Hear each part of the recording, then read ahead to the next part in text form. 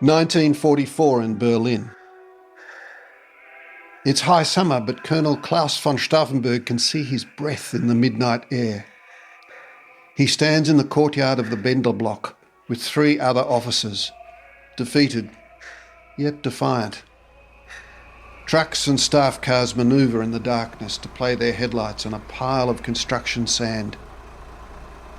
Soldiers crowd around the walls of the courtyard, watching. A squad of 10 soldiers, rifles at their shoulders, march into position. A command calls General Friedrich Olbricht into the light. Bleary-eyed and exhausted, he stands as a lieutenant barks out orders. The firing party steps forward. They aim their rifles and unleash a hail of bullets.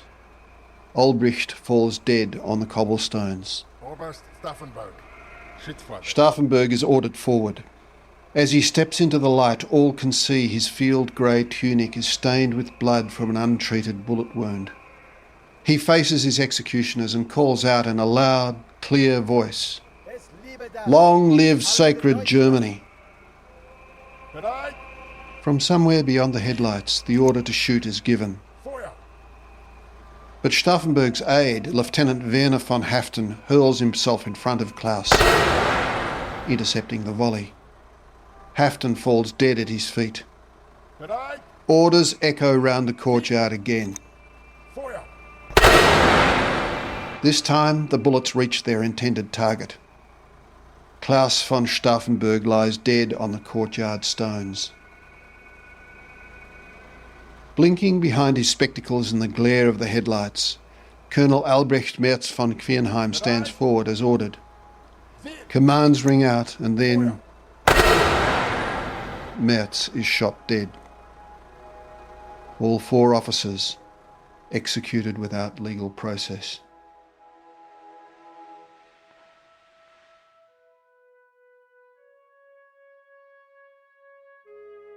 Welcome to Treason, the remarkable and true story of Claus von Stauffenberg and the plot to kill Hitler. In July 1944, at the time of his death, Claus von Stauffenberg was just 36 years old. He was a brilliant staff officer, regarded by many, including Hitler, as the most brilliant in the German army. He was a decorated war hero. He had been badly wounded in North Africa, losing his right hand, 2 fingers of his left hand, and his left eye. He could have sat out the war on a pension. He was married with 4 children, and his wife was pregnant with their 5th. He had everything to live for, and yet he was prepared to risk all that to try and rid the world of Adolf Hitler and the Nazis. I'm Brian Walters. I've lived with the example of Claus von Stauffenberg and the other members of the German resistance for most of my adult life. My father lived in Nazi Germany in 1939 and only narrowly made his escape. During his time there, he met people who were opposed to the Nazi regime and discussed it with them. I first read about Claus von Stauffenberg as a schoolboy, and his example of courage and clarity of purpose when all around clamoured in support of the Führer has stayed with me all my life, a recurring inspiration. This podcast is a result of that long fascination.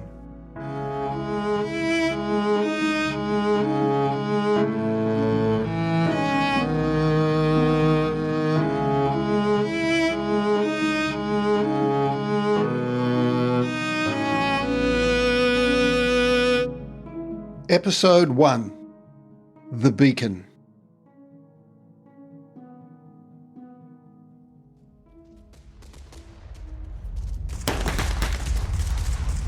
By July 1944, Germany was locked in a titanic struggle with the Soviet Union.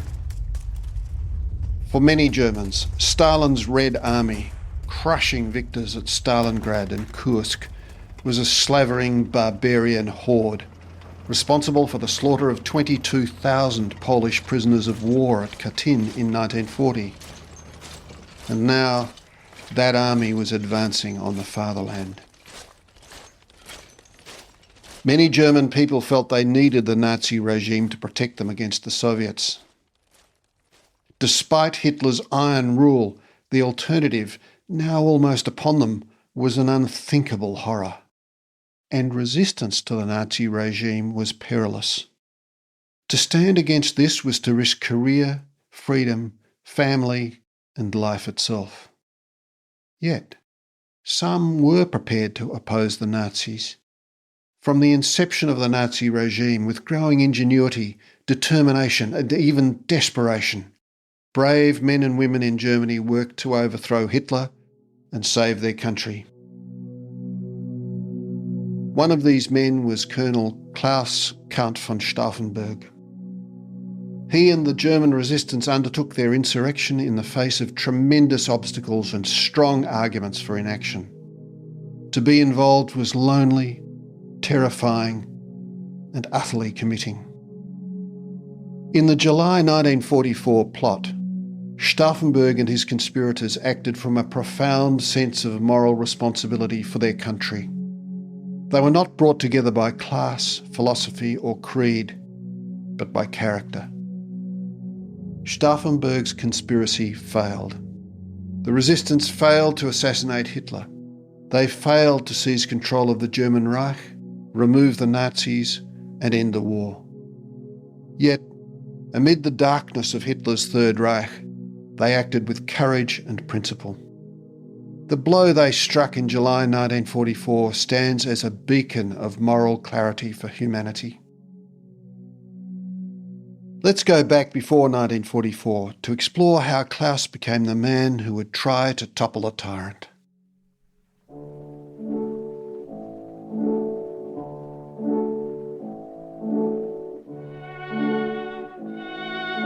Claus von Stauffenberg knew he was descended from great figures in German history, the Hohenstaufen emperors and great field marshals like Gneisenau and York von Wartenburg. His family also produced prince-bishops, counts, knights, barons and great soldiers stretching back in an illustrious array for almost 1,000 years.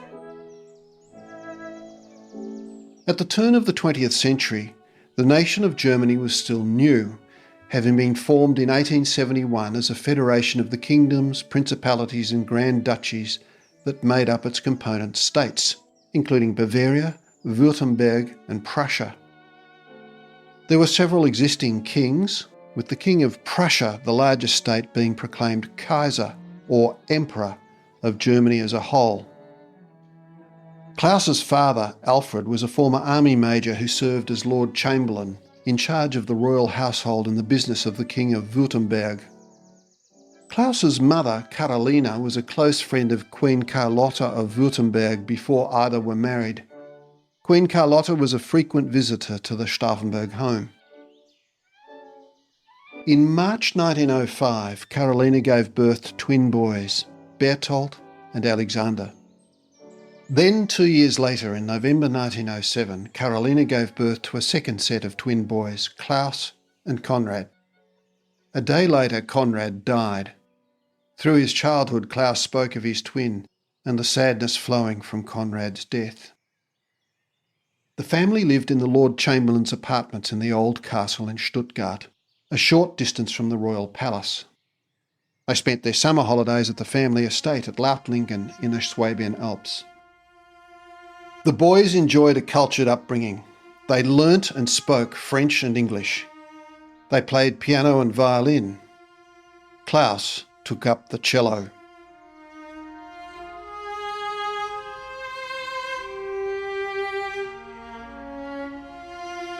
Klaus and his brothers joined with others in their school on hikes with the new Scouts. On these trips they would sing and talk around the campfire, and sometimes read from the cycle of poems, The Star of the Covenant by Stefan George.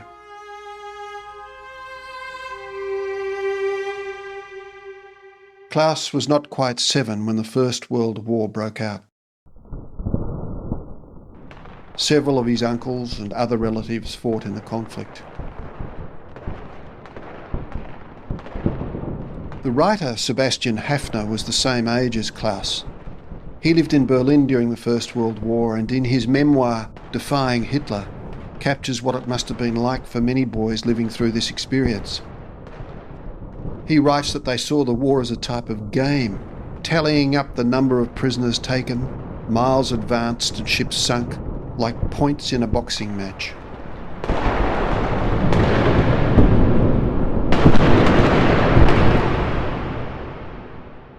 One morning, Claus von Stauffenberg came to his mother sobbing. His brothers had told him that in 10 years' time they would be able to join up, but he would not. It took his mother a long time to soothe him, and she ended up promising that she would be heroic and would let all her boys go. Claus prayed every evening that all the soldiers would come home again, all the wounded be healed, and every fallen soldier go to heaven. In late 1918, Germany publicly conceded that she could not win the war. Discord spread through the country. After years straining together towards victory, suddenly the traces were relaxed. Strikes, mutinies and open revolt rocked the country. On the 7th of November, the Bavarian government and its monarchy was overthrown. A Bavarian republic was proclaimed. Bavaria being adjacent to Württemberg, the Stauffenberg family watched these events with alarm. 2 days later, a mob formed in the centre of Stuttgart outside the old castle where the Stauffenbergs lived. The crowd brandished communist red flags and cheered revolutionary speakers. The soldiers who were on duty to guard the king deserted. The throng pushed its way into the royal palace. Claus's father Alfred and other royal officials prevented the surging mass from penetrating the king's apartments, but the crowd lowered the royal standard and raised a red flag. It was a terrifying time for Claus and his family. Although they'd had relatives killed in the First World War, they had been cocooned in privilege. The war had been fought in far-off places like France and Belgium. Now, just as talk of peace was spreading, the war came to their door. The monarchy in Württemberg was finished, and having achieved this, the crowd dispersed. After they'd gone, Claus's mother went to the Queen. She saw the king with tears trickling down his beard. The Württemberg house had been founded almost 9 centuries earlier, and now he had presided over its downfall.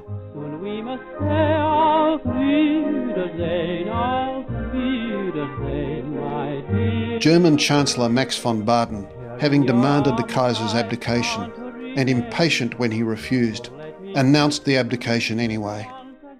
That night, the Kaiser took his imperial train into exile in Holland, and Claus's father took the King and Queen of Württemberg from Stuttgart by car.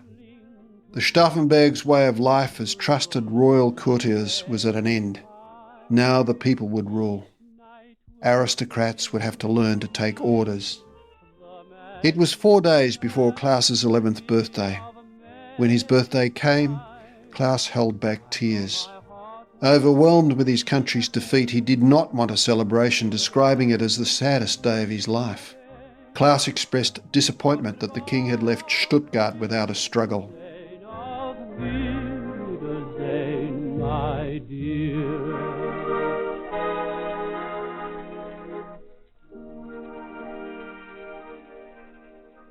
4 years of war ruined Germany financially.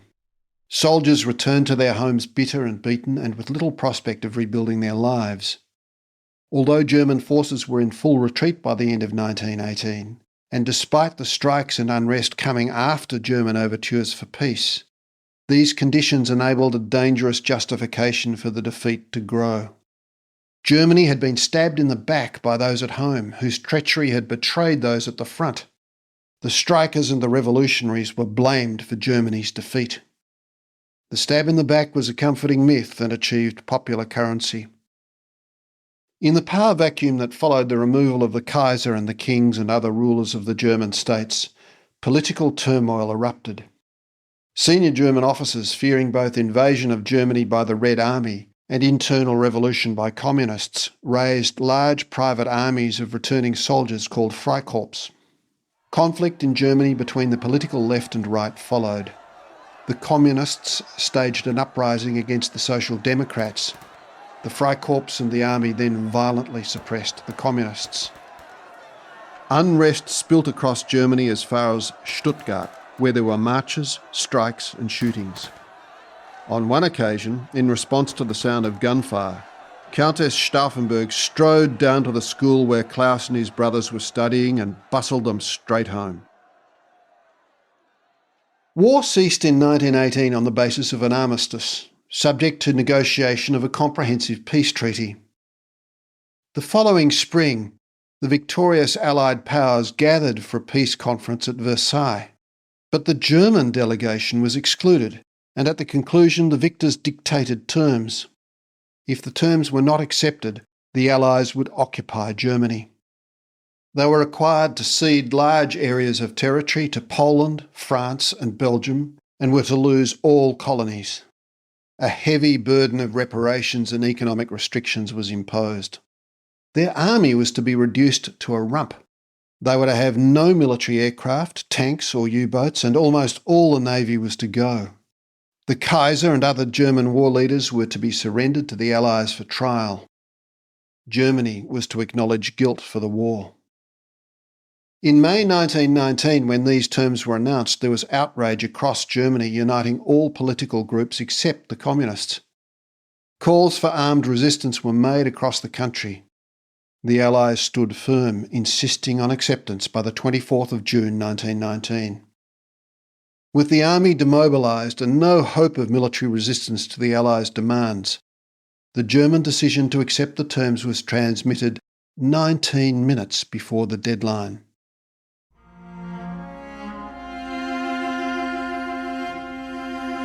In May 1919, the Stauffenberg family retired to their country estate at Lautlingen, where they were, comparatively speaking, out of harm's way.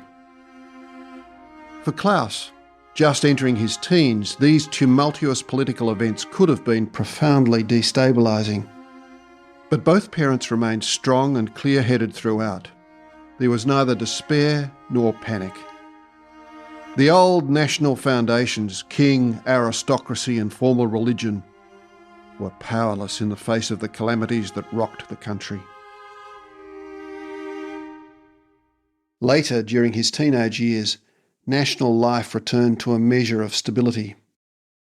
Claus resumed school, where he excelled. At 14, Claus wrote in a school essay that he subscribed to the ideals of freedom, order, concord as his life's aim, and that it was the natural destiny of the citizen to further the welfare of the state in his profession.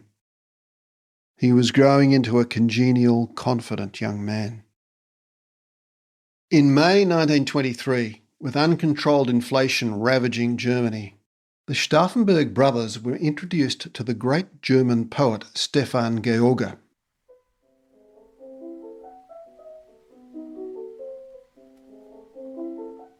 George was something of a prophet, a person who saw it as his responsibility to preserve the spirit of Germany and pass it on. He projected an air of apocalyptic intensity. He took the greatest interest in the development of his disciples, amongst whom the Stauffenberg brothers were prominent. He was deeply concerned for the future of Germany, calling his inner circle Secret Germany. But to everyone else, his band of acolytes were known as the George Circle. His followers called him the Master.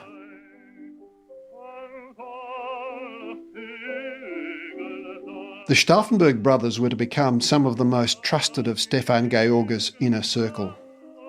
George made Berthold one of the two executors of his will, with special responsibility for the future of secret Germany. Some have tried to allege that George was in some way the precursor of the Nazis. Rather, it was Stefan George's fate to have his terms and symbols adopted by the Nazis, but without the inner meaning he attached to those terms and symbols. There are many examples. His last book of poems, published in 1928, is entitled The New Reich. George's conception was entirely different from Hitler's ambitions for his Reich. It involved an inner realm, and yet the Nazis' co-option of the term gave their aspirations a faux intellectualism and spirituality. Stefan George also adopted the swastika as a symbol for all that is good in Germany. He had it printed on the cover of his books of poetry. It was a choice which fired the popular imagination of a country searching for national identity. Other nationalist publications and some anti-Semitic ones began using the swastika. The fledgling Nazi Party jumped on the bandwagon, adopting the swastika in 1920. They more commonly referred to it as the Hakenkreuz, hooked cross. In the 1920s, George publicly stated through his publisher that the swastika should not be seen as a political symbol. But by then, he couldn't turn back the tide.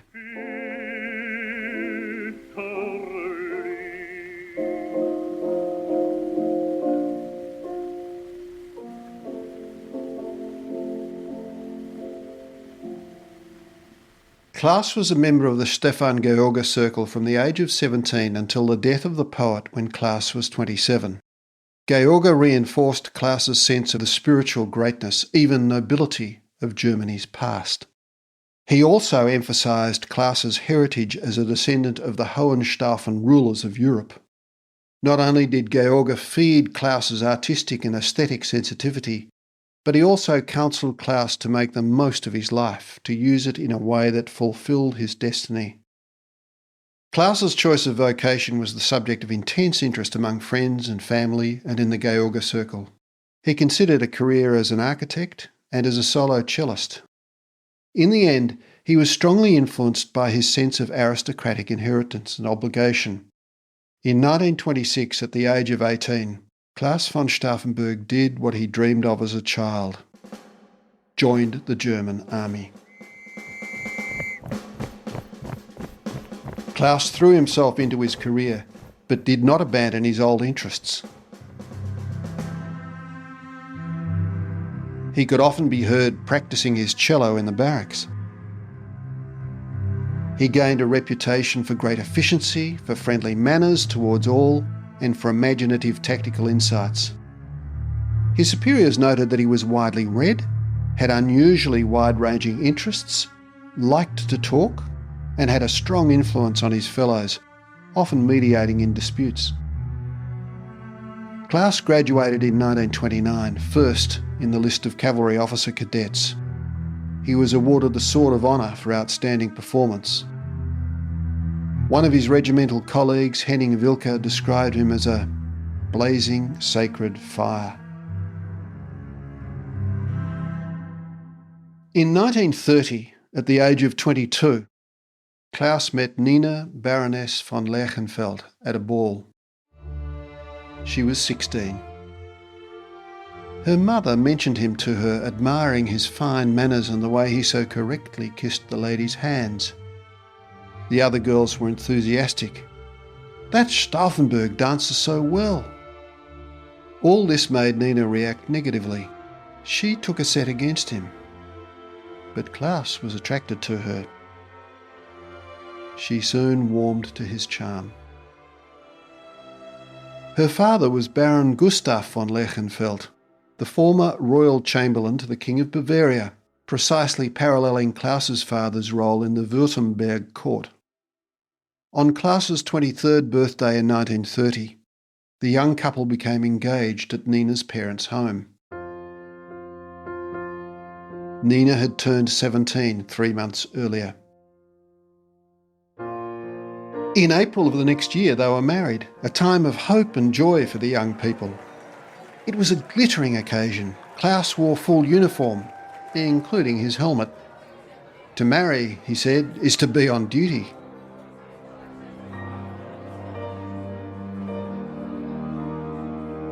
The ceremony took place amidst a nation in flux. Germany was in the grip of the Depression, and President Hindenburg was losing the faith of his parliament and the people. Within 2 years, the Nazi Party would take control, their ascension ushering in one of the darkest chapters in human history.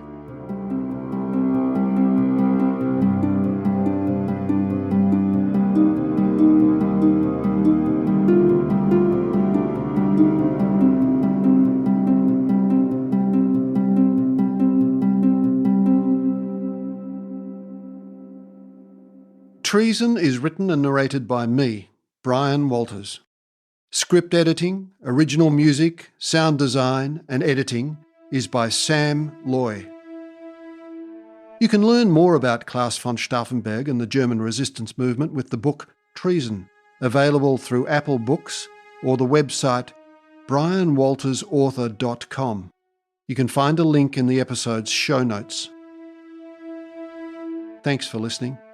All the very best, and may you find the inspiration you need in your life.